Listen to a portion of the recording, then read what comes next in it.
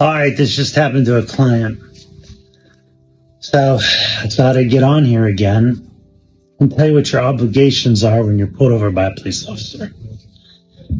You only have to do 4 things, and 4 things only: license, registration, insurance, and if he asks you to get out of the car, you must get out of the car.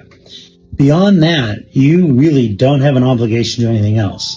You can invoke your right to remain silent. You do not have to consent to a search of your car. So here's what I see police officers doing a lot of time. They'll come up and they'll say, "Do you know why I pulled you over?" And you go, "Yeah, I was speeding." Will you ever hear the word, "Anything you say can and will be used against you in court"? So if he says, "Why'd you pull me over?" Say, "I really don't know, officer." And then he'll tell you. He says, "Were you drinking anything tonight?" "Officer, I choose to remain silent on that." "You want to submit to a field sobriety test?" You don't have to submit to a field sobriety test. There is no law that mandates you submit to a field sobriety test. So if he pulls you over and he smells alcohol, he only has 2 things to go on without the field sobriety test. And that is the odor of alcohol in any driving infraction. A lot of courts have found that not to be enough for an arrest. But if you submit to the field sobriety test, you could give him probable cause. Also, when he says, "Have you had anything to drink tonight?" 98% of the people say 2 beers. Why are you saying anything?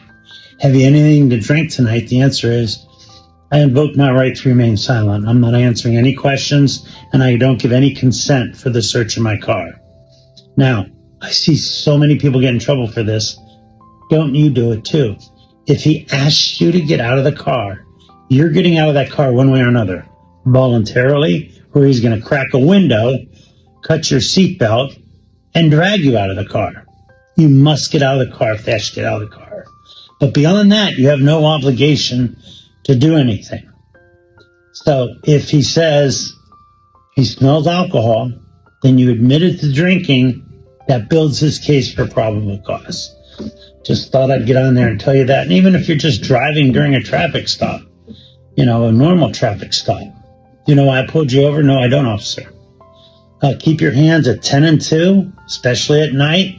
Don't make any jerky movements. Don't be rustling around in the car. What I do, and what I found was a good practice, was I keep my insurance and my registration paper clipped and in my visor. And so when he comes up, I say, "Officer, it's in my visor. Can I grab it?" "Yeah." I give it to him. "Your license, it's in my pocket. I'm going to go ahead and grab it. Go ahead." And then I give it to him. We go from there. So many people just tell on themselves all the time. Don't do that. Don't be rude. And don't try to argue the Constitution on the side of the road. You're never winning that argument.